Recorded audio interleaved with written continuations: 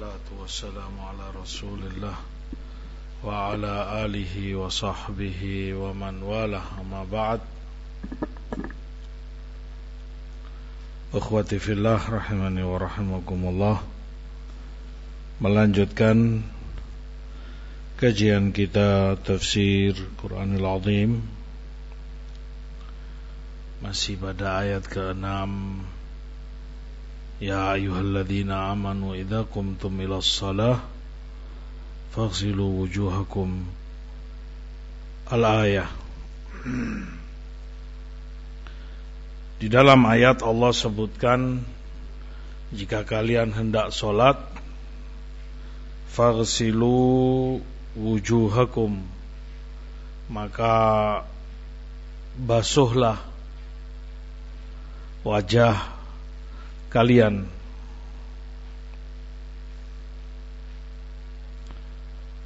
Di dalam ayat Allah sebutkan 4 tempat di tubuh yang diperintah untuk terkena wudu atau air wudu, yaitu wajah, dan yang diwajibkan padanya adalah dibasuh, dicuci, siram. Kemudian kedua tangan sama, kewajibannya adalah dibasuh, disiram air. Yang ketiga adalah kepala, dan yang diwajibkan padanya adalah diusap. Kemudian kedua kaki juga diwajibkan padanya dicuci atau disiram air.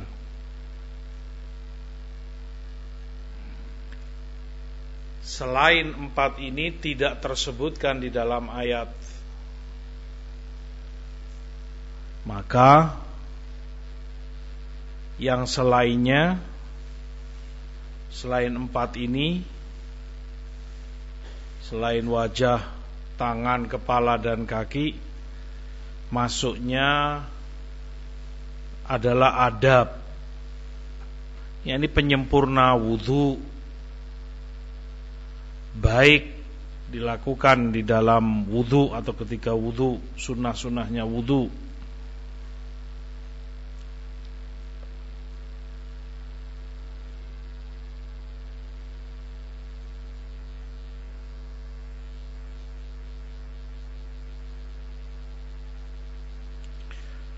Ketika Allah sebutkan faghsilu wujuhakum, cuci wajah kalian, sebagian dari fuqaha memahami dengan ini mencuci wajah satu, ini harus mengandung 2 perkara. Yang pertama, air itu harus sampai ke wajah, itu mencuci, air harus sampai ke wajah. Yang kedua, pengusapan tangan pada wajah tersebut. Harus 2 ini menurut mereka, sebagian fuqaha. Air harus sampai ke wajah dan tangan harus mengusap atau dilewatkan di wajah tersebut. Dengan demikian, menurut pendapat pertama ini, tidak cukup jika orang hanya menyiramkan air ke wajahnya saja. Misalnya dia ngambil di gayung, kemudian dia siramkan gitu, bior. Atau dia ambil di tangannya, kemudian dia lemparkan air ke wajahnya. Tidak cukup. Mereka katakan harus ada pengusapan. Jadi dia ambil air, kemudian tangannya dilewatkan di wajahnya begini. Itu baru namanya faghsilu wujuhakum. Namun fuqaha lain mengatakan tidak. Cukup mencuci wajah itu lewatnya air atau sampainya air ke wajah. Sehingga atau terbukti kata mereka, jika seseorang memasukkan wajahnya ke dalam air, cukup dan sudah dikatakan dia mencuci wajahnya. Misalnya ini air, lalu dia masukkan wajahnya di air itu tanpa dia usapkan demikian, faghsilu wujuhakum, sudah termasuk, tanpa harus melewatkan tangan di wajahnya.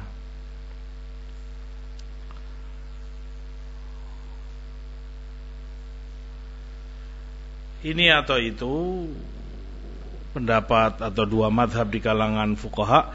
Inti yang diinginkan tentunya sampainya air atau dibasuhnya wajah ini dengan air. Yang dikhilafkan adalah tangan ini, apa harus dilewatkan ke wajah atau tidak.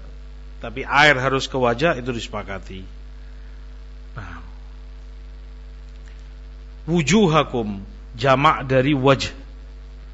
Wujuh bentuk jamak dari wajh. Wajah senisanya wajah. Dalam bahasa Arab disebut wajah karena muwajahah, berhadapan. Makanya disebut wajah. Kenapa ini wajahmu? Karena dengannya bihi tuwajihul akhar, bihi tuwajihun nas. Dengan wajah ini kamu menghadap ke orang lain, berhadapan dengan orang lain. Makanya disebut wajah.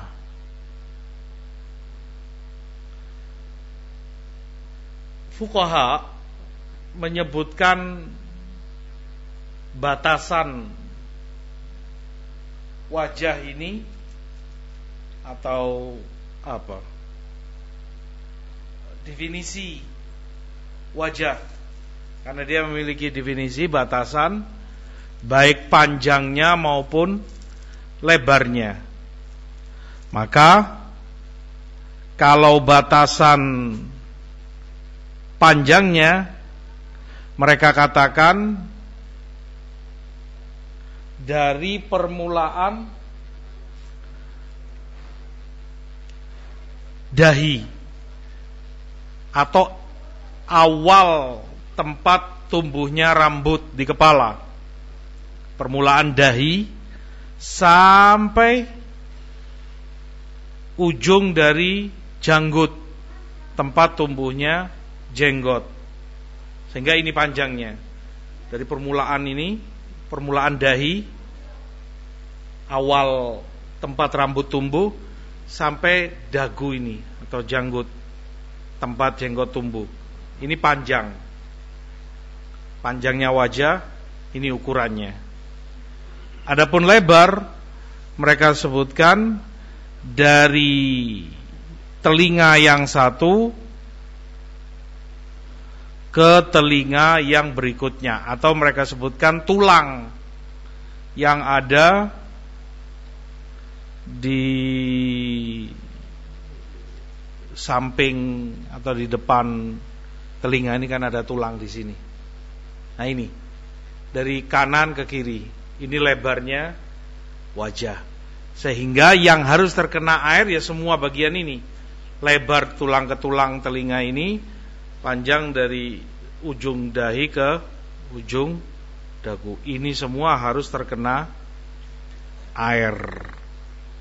Ini pada amrad wa man ala syakilate. Pada amrad, anak yang masih muda atau yang serupa dengannya, yang belum ada atau belum tumbuh lehyah, jenggot padanya. Adapun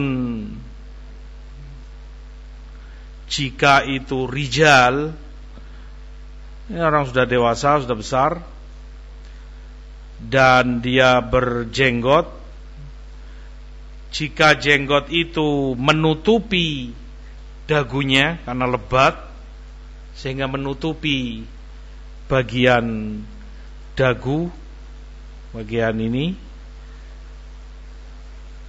ada yang itu lebat Ada yang ada jenggotnya tapi khafif, jenggotnya itu tipis atau sedikit, tidak sampai menutupi bagian dagu ini, bagian panjang dari wajah. Kalau yang pertama, ketika jenggot itu tipis atau tidak lebat dan terlihat, dagu ini terlihat karena tipisnya, kelihatan, maka air harus sampai ke bagian tersebut karena masih termasuk panjangnya wajah. Kelihatan, hatta dagunya masih kelihatan. Sebagian ikhwah Masya Allah, kelihatan ada jenggotnya sedikit, bos, khafif, tipis.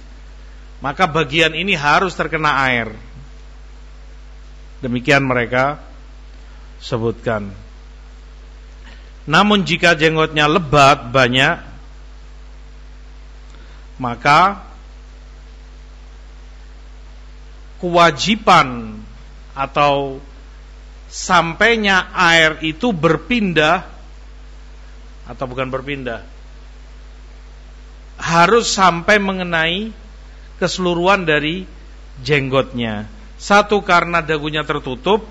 Kedua juga minal muwajah tadi, yang namanya wajah sesuatu yang kamu menghadap orang dengannya. Ketika orang misalnya jenggotnya lebat dan berhadap-hadapan, yang terlihat ini jenggotnya yang lebat, bertatap muka dengan orang. Makanya ini pun harus terkena, yang bagian terlihat ini tampak di depannya harus terkena air.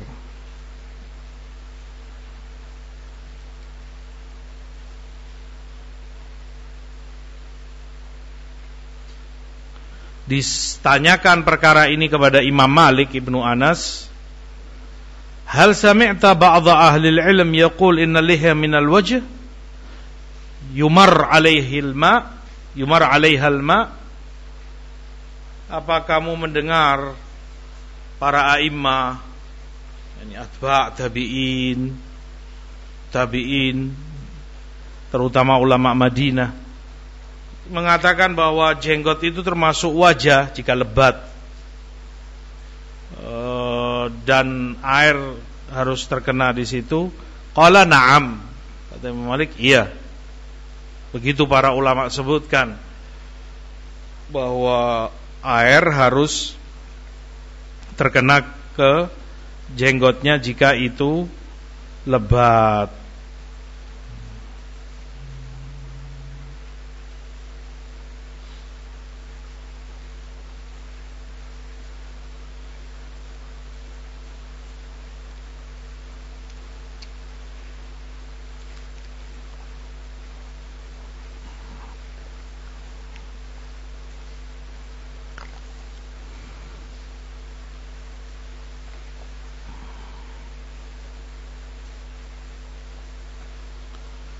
Adapun memasukkan air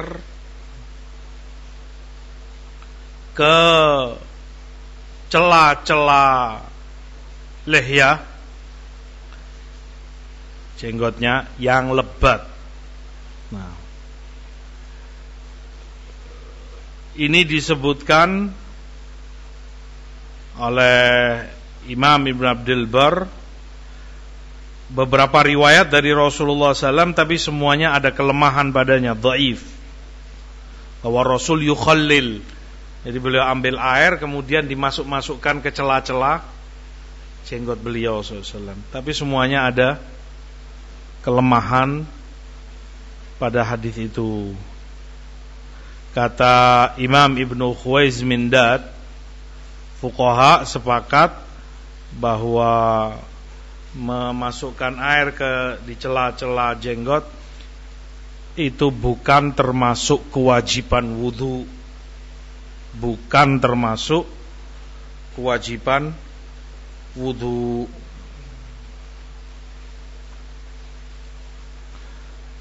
Tetapi mustahab, disukai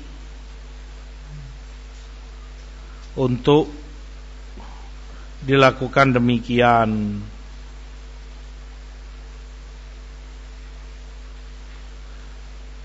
Sehingga ada dua masalah. Kalau itu bagian depannya, itu mereka sebutkan termasuk wajah, hendaknya diusap dan terkena air. Adapun membasahi jenggotnya dengan dicela-cela kasih air, itu bukan termasuk dari kewajiban wudu, kecuali riwayat dari Sa'id Ibn Jubair rahimahullahu ta'ala. Nah,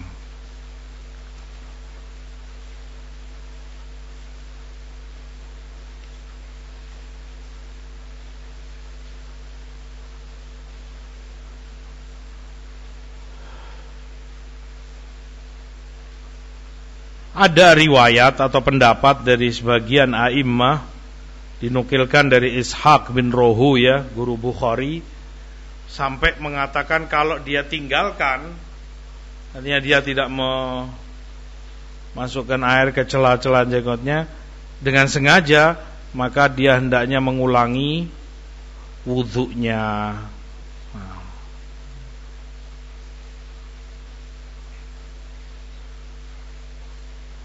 Tapi seperti tadi,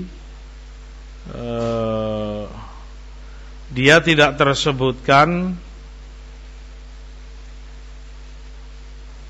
di dalam ayat, sehingga untuk dikatakan kewajiban tidak, untuk mencela-celai lehyah, maka masuk dalam adab dan mustahabbat kesempurnaan wudu. Nah, demikian pula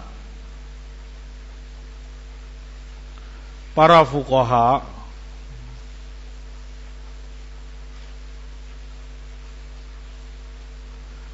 menyebutkan perkara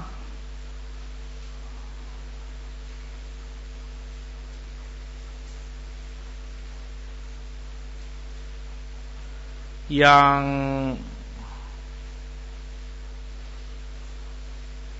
terkait wudu ini di riwayat Ibnu Wahab dari Imam Malik. Beliau katakan bukan termasuk wajah pula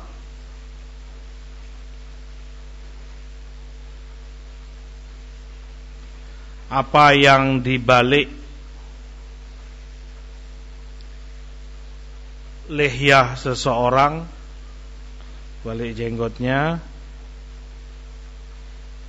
bagian belakang ini. Demikian pula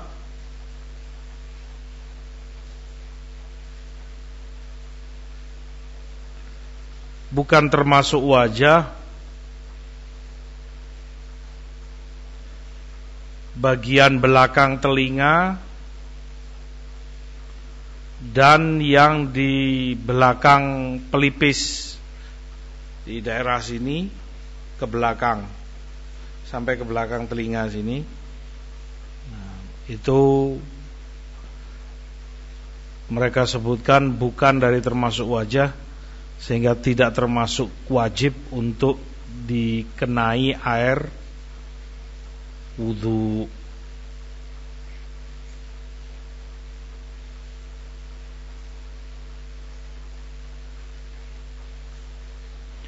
Syafi'i dan Imam Ahmad rahimahullah menyebutkan termasuk mustahab, disukai jika bagian itu dicuci, dikenai air. Perselisihan itu kembalinya tadi kepada definisi wajah, apa termasuk orang itu muwajahah dengannya, tampak, terlihat ketika berhadapan dengan orang, ataukah tidak.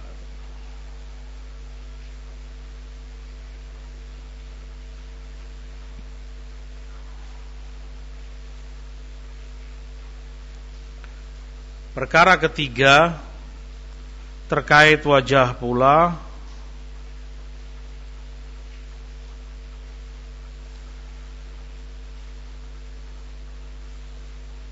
ketika Allah perintahkan cuci wajah kalian, fuqaha memahami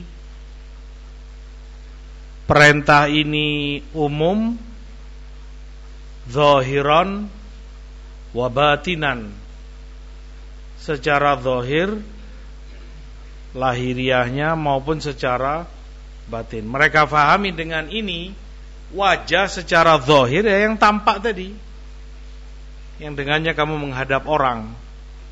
Secara batin bagian dalam di wajah, yaitu mulut bagian dalam dan hidung bagian dalam, dengan madmadhah dan istinsyaq. Masukkan air ke situ, dibuat kumur dan dihirup ke hidung ketika wudu. Itu termasuk wajah, karena keduanya ada di hidung, keduanya ada di wajah, hidung maupun mulut. Nah, demikian menurut Imam Ahmad dan Ishaq bin Rahuya, bahwa itu wajib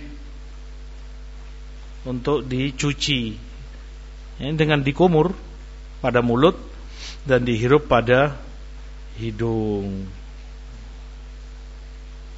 Hanya saja Imam Ahmad membedakan, kalau orang meninggalkan istinsyaq pada wudunya, maka dia mengulang, harus dia ulang wudunya, karena perintahnya ditekankan dalam istinsyaq, wa baligh fil istinsyaq illa an takuna shaiman, kuat-kuatlah menghirup di hidung kecuali kalau kamu puasa. Adapun madmadhah, berkumur, kalau dia tinggalkan tidak sampai harus mengulang wudunya, tidak beliau wajibkan untuk mengulang wudunya. Beda hukumnya jika ditinggalkan antara berkumur dan menghirup air ke hidung. Walaupun jumhur fuqaha mengatakan keduanya sunnah. Jumhur menyebutkan keduanya sunnah, baik itu madmadah dan juga istinsyaq. Namun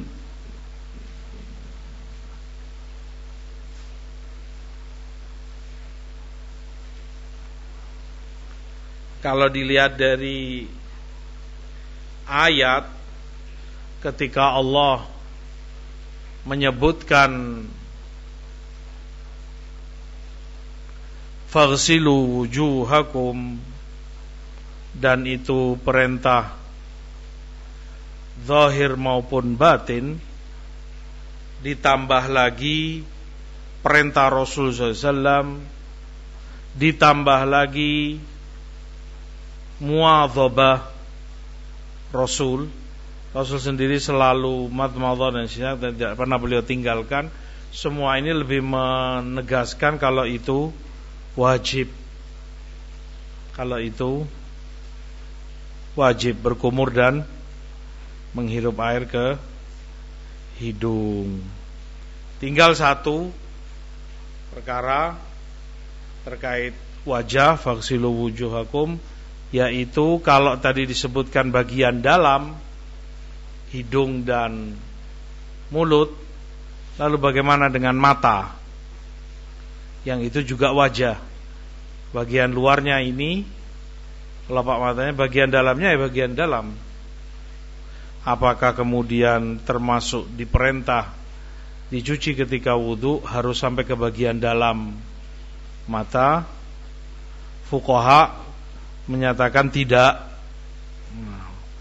Bahkan hampir dikatakan itu ijma', kesepakatan, bahwa bagian mata tidak termasuk dan tidak harus dikenai air wudu lil haraj, karena itu sulit dan menyakitkan, menyulitkan orang.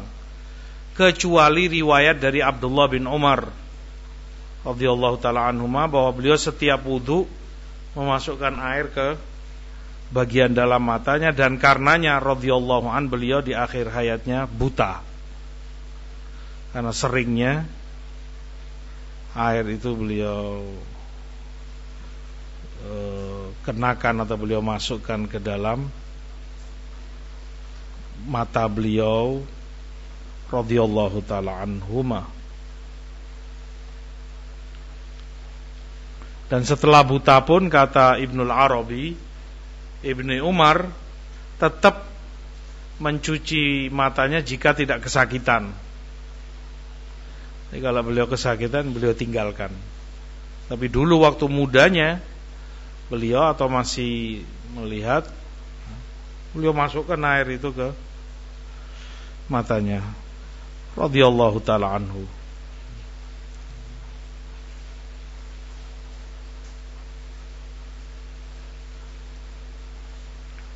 Faghsilu wujuhakum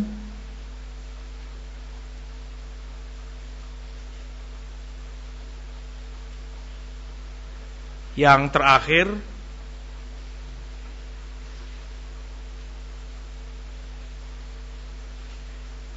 telinga, kedua telinga.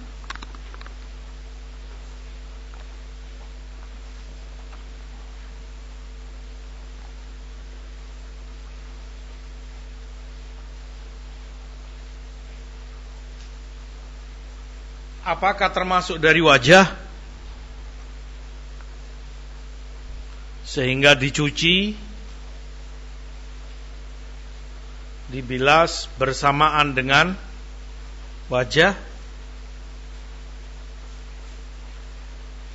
Sebagian mengatakan demikian, dan itu berdasarkan hadis. Salah satu doa Rasul SAW, sajada wajhi, lafadznya wajhi, sujud wajahku ini. Perhatikan hadis, sujud wajahku ini, sajada wajhi lilladzi khalaqahu, sujud wajahku kepada yang menciptakannya, yaitu Allah, kepada yang menciptakannya. Lilladzi khalaqahu wa syaqqa sam'ahu wa basarahu, dan sujud kepada yang membuka pandangannya. Kembali kemananya ini? Basarahu, yakni wajah, basarul wajh, pandangan mata, pandangan wajah, yaitu mata. Ini dibuka mata itu yang ada di wajah, berarti mata termasuk wajah. Wasam'ahu, dan juga yang membuka pendengarannya. Nya kembali kemana? Ke wajah. Maka telinga dengan itu mereka sebutkan termasuk dari wajah. Maka dicuci bersamaan dengan wajah. Qala bihi al-ba'd, sebagian dari fuqaha. Nah, tapi ini lemah karena Rasul yang sallallahu alaihi wasallam berkata demikian, Rasul pula yang menyebutkan al-udhunani minar ra's, dua telinga itu termasuk dari kepala.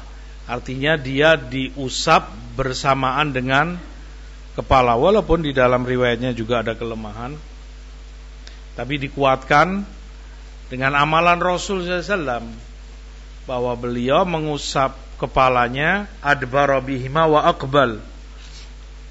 Beliau mulai dari depan ke belakang, kembali ke depan, kemudian mengusap telinganya bersamaan dengan pengusapan kepala. Tidak pernah Rasul lakukan dan tidak ada contoh bahwa beliau mengusap atau mencuci telinga itu bersamaan dengan wajah.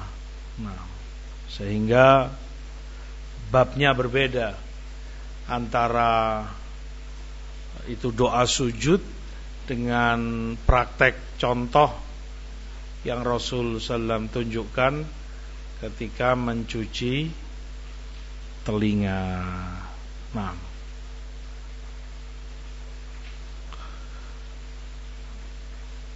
jumhur fuqaha menyebutkan bahwa wudu ini harus ada niat padanya. Ya, niat untuk wudu. Karena Rasulullah SAW sebutkan innamal a'mal bin niyat. Amalan itu hanya tergantung niatnya. Kata Imam Bukhari, segalanya membutuhkan niat. Iman, wudu, sholat, zakat, puasa, dan hukum-hukum yang lainnya. Allah pun katakan, Qul kullun ya'malu ala syakilati. Katakan masing-masing beramal dengan di atas syakilahnya, yakni ala niyati. Sesuai niatnya masing-masing, berbeda nilainya dan balasan Allah kepada mereka sesuai dengan niat pelakunya masing-masing.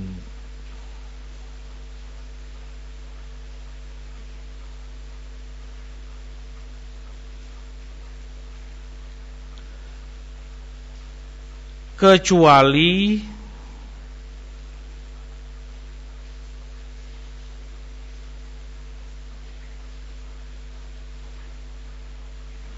apa yang disebutkan dari Abu Hanifah rahimahullah, beliau katakan tidak perlu wudu itu untuk niat padanya.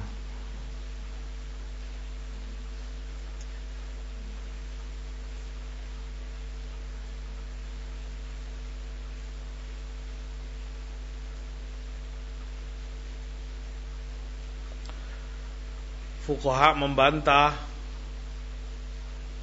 Abu Hanifah.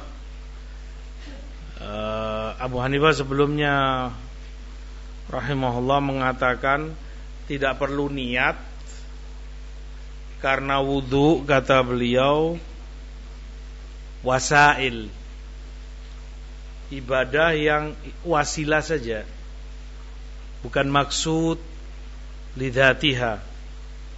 Orang wudu bukan untuk wudunya, tapi itu wasilah untuk sholat. Sholat karena dia maksudah, memang itu tujuannya, maka sholat harus ada niat. Tapi wudu karena dia cuma perantara untuk sholat, maka tidak dibutuhkan niat padanya. Hadza ra'yuhu rahimahullah.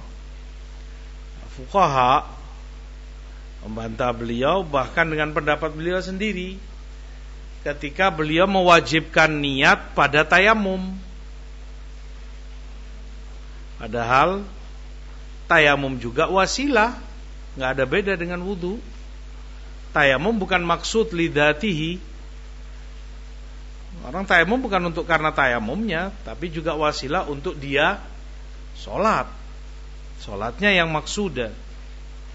Tapi kenapa dalam tayamum beliau mewajibkan niat? Harus niat orang.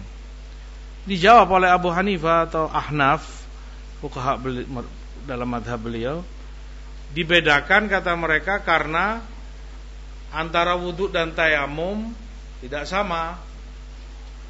Wudu itu al-um, wudu itu induk toharo, maka dia posisinya kuat sebagai induk. Tayamum itu badal, pengganti. Pengganti tentunya tidak sekuat yang asli, tidak sekuat induknya. Karena dia mulai melemah karena sebagai pengganti, dikuatkan dengan niat, ditopang agar lebih kuat dengan niat padanya. Ada ra'yuhum rahimahumullah. Tapi yang jelas Rasulullah SAW telah menyebutkan innamal a'mal binniyat wa innamal likulli imri'in ma nawa. Setiap amalan tergantung niat orangnya. Maka wudu pun tidak terkecuali darinya. Diharuskan orang untuk berniat dalam wudunya. Nah,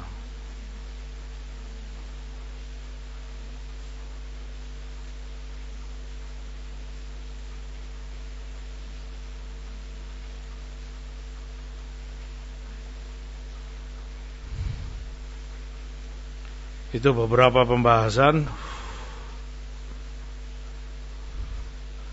terkait ayat wudu.